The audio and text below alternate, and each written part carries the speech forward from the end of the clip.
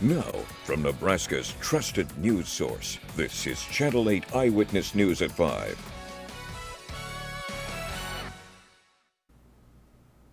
Good evening and thanks for joining us. I'm Macy Meyer in for Ron and Megan tonight. 2 weeks after an alleged sexual assault at a UNL fraternity house, the organizer of the Ban Fiji Forever petition is speaking out. Channel 8's Joseph Nasser caught up with her today and joins us now with more as we cover Lincoln. Good evening, Macy. UNL sophomore Rose Felice says she is the one behind the Ban Fiji Forever petition that's amassed over 400,000 signatures online. She's speaking out because she wants to see Fiji held accountable for what she says is a history of wrongdoing.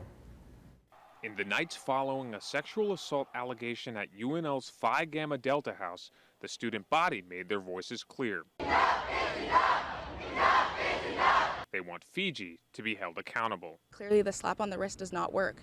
They need an actual permanent punishment to show this behavior consistently is not okay. After the alleged sexual assault on August 24th, the university closed Fiji House and suspended all fraternity operations while the investigation is ongoing. Rose Felice is the organizer of the Ban Fiji Forever petition that is circulated online, amassing over 450,000 signatures. It shows us that the support they understand how serious this problem is and how persistent it is. Fiji had previously been suspended in 2017 by the university for behavior including reckless alcohol use, hazing, and inappropriate sexually based behavior, including a pattern of sexually harassing conduct. Before being shut down again, the fraternity had been reinstated on a probationary basis. At UNL, the nightly protests have subsided. However, other universities, including the University of Iowa, have had similar protests against the fraternity. It is a national issue, not just within the university system, but with the Phi Gamma Delta chapter specifically. Felice says the past few weeks have been overwhelming. Her sorority sisters tell her she's been targeted with threats since starting the petition. It's been pretty stressful, and I feel like a lot of people are relying on me, which they should be relying on the policies and systems that we should have put in place for this stuff. Her mission is twofold. She wants to see the resources for sexual assault victims improved on campus and see Phi Gamma Delta address the sexual assault allegations on a national scale. I want to hear a spokesperson. I want to hear not a statement, I want a spokesperson. Channel 8 reached out to the executive director of Phi Gamma Delta, Rob Caudle, about the sexual assault allegations against Fiji members. He was not available to speak this afternoon. All right, thanks, Joseph. And of course, if we hear from him, we'll keep you guys updated online at klkntv.com. Well, a video circulating on social media has a lot of people talking after a woman was seen coughing on people in a Lincoln grocery store. Excuse me. I'm coming through.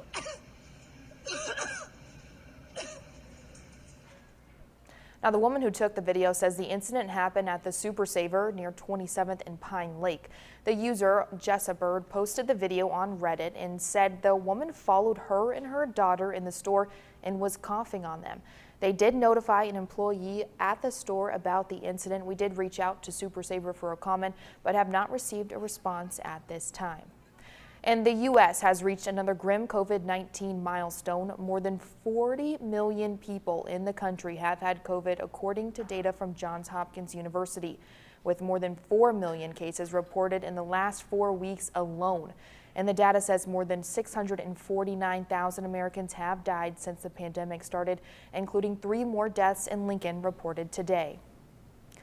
Well, now new details released today in the homicide investigation in Lincoln as we learn the identity of the man killed. Lincoln police say 28-year-old Alonzo Jones was killed at the Tanglewoods apartment complex on Sunday after an apparent dispute between him and the alleged shooter. Information at this time suggests that there was a confrontation between Lindell Harris and Alonzo Jones at the apartment. During the confrontation, Harris produced a firearm and shot Jones. LPD says that Harris voluntarily turned himself in shortly after the incident. Harris is in custody for second-degree murder and use of a weapon to commit a felony. His attorney told Channel 8 yesterday the shooting was in self-defense. Police recovered a gun that is believed to be the weapon used in the murder, although that hasn't been confirmed. This is the 5th confirmed homicide in Lincoln this year. Well, a deadly shooting overnight in Wichita, Kansas. It all happened at a nightclub and lounge just after midnight. One man has been pronounced dead and 5 women seriously injured. The man, now identified as Keyshawn Maurice Dawson, was kicked out of the club early this morning after a fight. That's when he reportedly came back and opened fire from the sidewalk. Wichita police are still searching for Dawson. Well, a pretty high honor for a Nebraska man after he was credited with saving the lives of 2 people following a crash on Interstate 80 last year.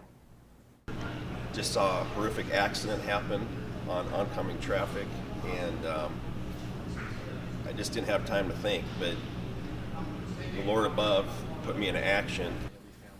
The Nebraska State Patrol presented a public service award to the Good Samaritan who removed a child from the back seat of a flaming car and then broke through a window to remove a 22-year-old woman from the front seat back in September of 2020. Let's go ahead and check in with Chief Meteorologist John Dissauer. He joins us now with more. John, a little bit of a windy day today, I'd say. A windy day, but no complaints though, because it is so much more refreshing outside. We've got winds out of the north. Temperatures aren't nearly as warm as what they were yesterday afternoon. And the big key, the dew points are a whole lot lower, meaning it's not as humid. Right now, temperatures ranging anywhere from the mid 70s to low 80s. A very comfortable day. We did hit a high temperature of 84 degrees today in Lincoln. But look at this. Dew points are down anywhere from 10 to about 20 degrees from this time yesterday, meaning we're seeing dew points in the lower 50s through most of southeast Nebraska. So very comfortable air. Anytime you get a dew point below 60 degrees, it starts to feel very comfortable outside. And that is the case across most of the state, with dew points ranging from the upper 30s to mid 50s. Then you can also see as we go through and we look around much of the central part of the country what dew points look like right now. That's all ahead of a cold front, and that's where temperatures are much warmer as well. 90 degrees right now in St. Louis. It's 87 in Kansas City and 88 degrees in central Kansas. And that's where showers and thunderstorms are well off to the east through Indiana and Illinois. Skies are clear around here today. For the rest of this evening, 80 degrees at 6 o'clock, 72 degrees by 8, and clear skies by 10 o'clock with 67 degrees. Tonight, you may want to leave the windows open, but if you do so, you may want to grab an extra blanket. It may get chilly for some of you. We'll talk more about that coming up in just a few minutes. All right, thanks, John. Well, now to the latest on Hurricane Ida. President Biden touring devastated areas in New Jersey and New York today.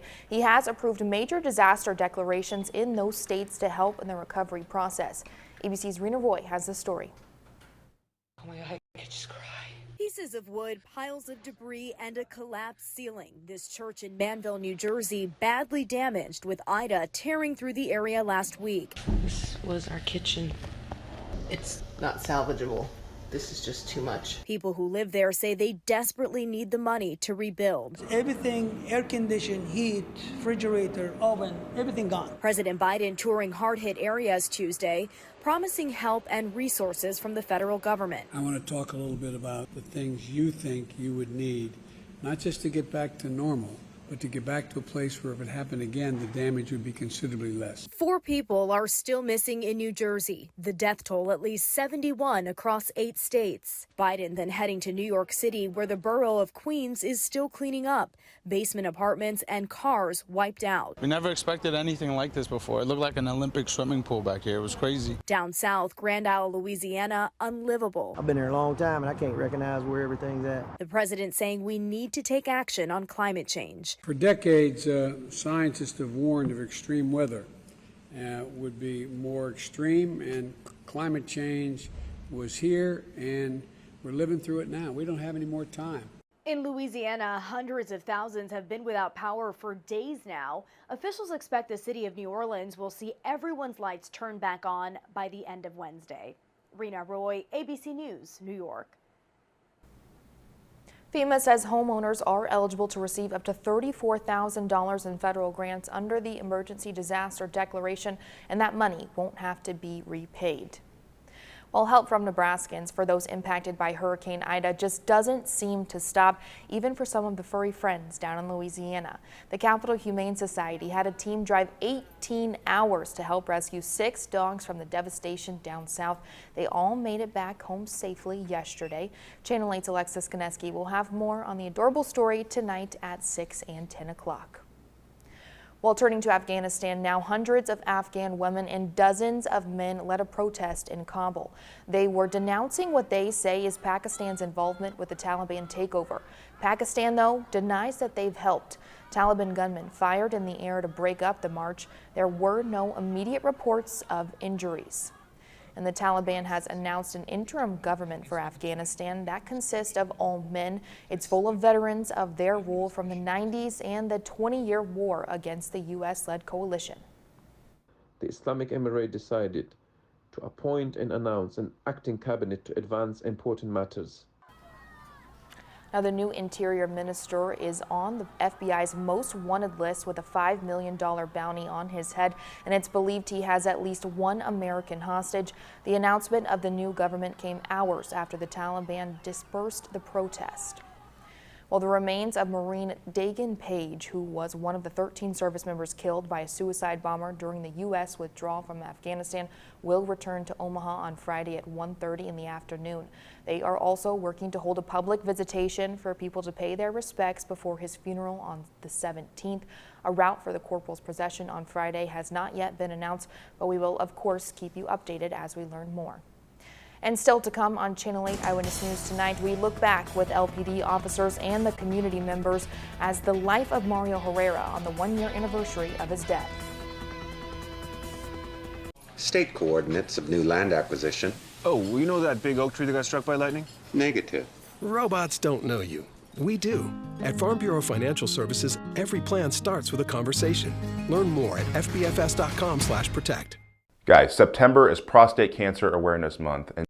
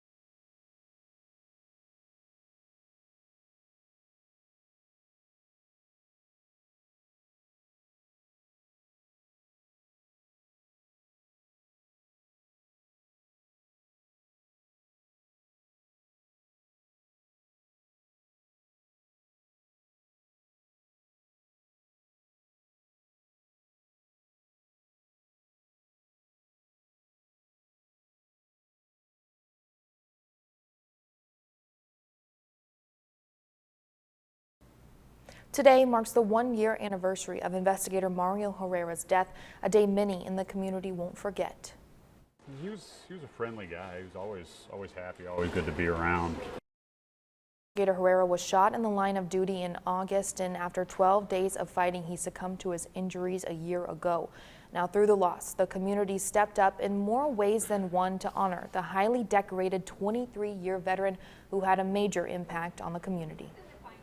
You know, here 1 year later, wow, what a response we've gotten from the community that lifts us up again during a time that, you know, we're trying to remain positive and celebrate everything about Mario's life. And this is just a really positive way to do that. Now, the community has been lining up for 12 days to donate blood in Investigator Herrera's honor. Of course, many still hurting from this loss. We'll hear more from officers tonight coming up at 6. Now, your Storm Alert Team forecast with Chief Meteorologist John Dessauer.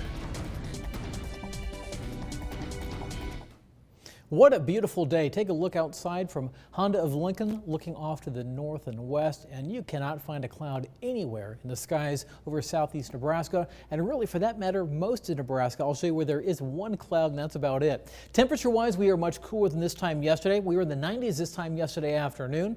Right now, we're sitting at 81 degrees in Lincoln. We made a high temperature of 84 degrees today. Not quite, or a little bit warmer than what I thought we'd get up to this afternoon, but the big key to today is the lack of humidity, or the drop in humidity. For that, we look at the measure of the moisture in the air by looking at the dew points. The 24-hour change is upwards of 10 to as much as 20 degrees cooler or lower than yesterday. So right now, dew points in Lincoln sitting at 52 degrees, lower to mid-50s across most of southeast Nebraska. We've also had a bit of a wind out of the north, gusting at times to near 30 miles per hour. As of 5 o'clock, winds gusting to 24 miles per hour in Lincoln, 20 miles per hour in Beatrice, and 22 mile per hour wind gusts in Hastings. Visible satellite imagery. It looks like a black map. That's because we're not getting anything coming off of the earth, or we're not showing up any clouds overhead right now. And as I widen the view out, you can see some clouds down to the south. This is the cold front that moved through, heading down through Kansas City and Wichita right now. Now, where we are seeing one little cloud, and it's not even really a cloud, it's actually a smoke plume. You may notice it just to the south and east of North Platte. When I was looking at the satellite imagery about an hour ago, I happened to notice this one little plume, and in fact, it is a smoke plume. I had to call out to the Lincoln County Sheriff's Office and the dispatchers out there telling me that they weren't aware of a fire out there. However, somebody out in that general vicinity does have a burn permit, so that's what's happening today, and we're just seeing the impacts from that. The smoke plume actually being blown about 35 miles south, at least that's what we can see on the satellite imagery, from the origination of where that smoke is coming from. For the rest of this evening, clear skies around. Temperatures are going to drop very quickly because of the dry air we have in place and a light wind tonight. 73 degrees by 8 o'clock, mid-60s by 10. Look at the low temperatures tonight. We're talking lows in the low 50s. Some of you, especially out towards Ord and Greeley, will likely drop down into the upper 40s by tomorrow morning. Winds will be out of the northwest to the west, 3 to 5 miles per hour. Through the day tomorrow, once again, lots of sunshine around the area. Now, we may see a few high, thin cirrus clouds as you go further to the west, but by noon, temperatures are very comfortable in the mid-70s. By afternoon, temperatures rebounding back up into the low 80s, so not a terribly warm day, a couple degrees cooler than today. And again, we're going to keep low humidity around through the day tomorrow. Highs in the upper 70s to right around 80 degrees. Dew points, as of later this evening, we'll see them in the middle 40s to low 50s, and throughout the day on a Wednesday, dew points will be in the 40s to right around 50 degrees, so very comfortable. On Thursday, we'll start to notice it increasing just a little bit, still a comfortable day, but by Friday and Saturday, we'll definitely notice the humidity returning, as dew points by Friday evening climb back into the upper 60s to right around 70. Now, yesterday we were talking about a cold front coming through just in time for Saturday. It looks like that may actually be delayed by about 12 hours, so we're going to keep that front around or north of us on Saturday. It's going to keep us humid Saturday afternoon, and it's also going to bring us some warmer temperatures. Not much rain coming away over the next 7 days, but take a look at temperatures Friday. 90 degrees with a peak heat index of 94. By Saturday, a high of 90 with a peak heat index of 96 degrees. Morning shower possible on Sunday, some storms possible late Monday night, and then on Tuesday it looks to be dry right now, but our best chance for rain now looks to be on Wednesday morning, and then we start seeing some cooler temperatures coming in by the end of next week. John, you warned us yesterday that the humidity was going to be down today, and I can attest that is true. My hair was just a little bit less crazy today thanks to that humidity being a little bit lower. The Macy hair factor is down today. Yeah, we need to start a meter of that just in case. We have your freak out meter for winter. That's right. We need a Macy hair meter there you for go. humidity. All right, thanks, John. Well, new concerns about a potential violence on Capitol Hill. Hundreds of people are expected to protest outside of the Capitol September 18th in support of January 6 rioters, who they are calling political prisoners. Former Trump campaign operative Matt Braynard is blasting out plans to get hundreds to the U.S. Capitol next Saturday to support the 600-plus rioters who are now facing federal charges. Brainard's plans are prompting security concerns on Capitol Hill. Sources say Capitol Police have already requested support from several neighboring police departments. And the leader of the far-right group Proud Boys has surrendered to the Washington, D.C. jail. Henry Enrique Tario is serving more than 5 months after he pled guilty to burning a historic church's Black Lives Matter banner. He also pled guilty to bringing a high-capacity magazine to Washington days before the Capitol insurrection, but he left the Capitol before January 6th and isn't facing federal charges. Well, now to the case against the man known as the mastermind of 9/11 attacks, taking a new step forward today. A crucial hearing is about to resume in what's being called the longest prosecution in U.S. history. ABC's Mona Kosar Abdi has the details. This morning, as the nation prepares to mourn 20 years since the September 11th attacks, the 5 men believed to have plotted the attacks have yet to stand trial. Among them, Khalid Sheikh Mohammed, the man described as the principal architect of the 9/11 attacks. He's being tried in a death penalty case along with his nephew and 3 other alleged facilitators. These are dangerous men with unparalleled knowledge about terrorist networks. Yesterday marked 15 years since President George W. Bush announced the men's transfer, along with other suspected al-Qaeda members, to the Guantanamo Bay detention facility in Cuba, also known as Gitmo. It has been necessary to move these individuals to an environment where they can be held secretly, questioned by experts, and when appropriate, prosecuted for terrorist acts. Today, a pretrial hearing resumes at a specially built courtroom inside Gitmo to determine what evidence the U.S. government must provide to the defense and which laws actually apply in the special court. ABC's Shannon Crawford is there. It's a war court. However, the Supreme Court has determined that these defendants will get similar protections that they would have if they were being tried in the United States. Of particular interest are the confessions made by the defendants to the FBI after they were transferred to Gitmo and subjected to so-called enhanced interrogation techniques, including waterboarding, considered by many to be torture. The defense team is seeking to throw out those confessions. Their lawyers here are arguing that what they said there isn't admissible and what they said in Guantanamo isn't admissible because they were already conditioned to tell their interrogators just what they wanted to hear. Mona Kosar Abdi, ABC News, New York. Well, here's a look at Wall Street today. Looks like a mixed bag today with the Dow down 269 points and NASDAQ up only 10. We'll be right back.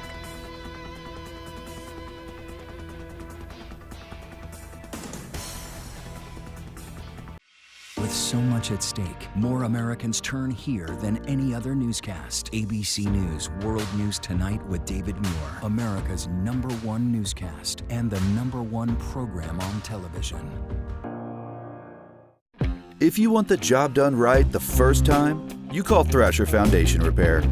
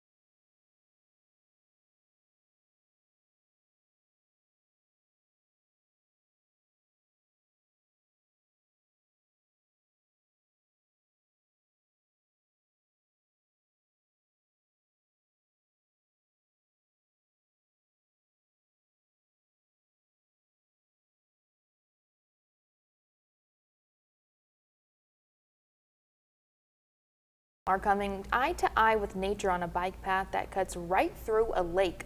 The lake gives riders the impression that they're cycling underwater. Now, the 650-foot-long bike path opened in 2016.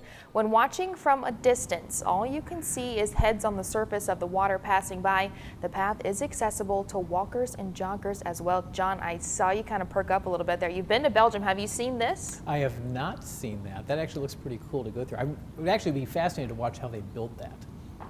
To part the water and be able to build that through the middle and such. You've got a great point. And look at it there. You can literally see it's just a little head just floating along. And on calm days, you get that nice glass surface on the water and such. I bet you can get some really cool pictures from that as well. Sign us up, John. We'll do it. We're ready. That's right. Hey, this evening we're going to have clear skies around. If you open the windows up, you may want to grab an extra blanket because it's going to get chilly in some spots. I think out in central parts of the state or cooler locations, temperatures could drop into the 40s. By 8 o'clock, 72 degrees, 67 by 10, and Lincoln will likely see temperatures dropping into the low 50s. All right, thanks, John. And thanks so much for joining us. World News is next. We'll see you right back here tonight at 6 o'clock.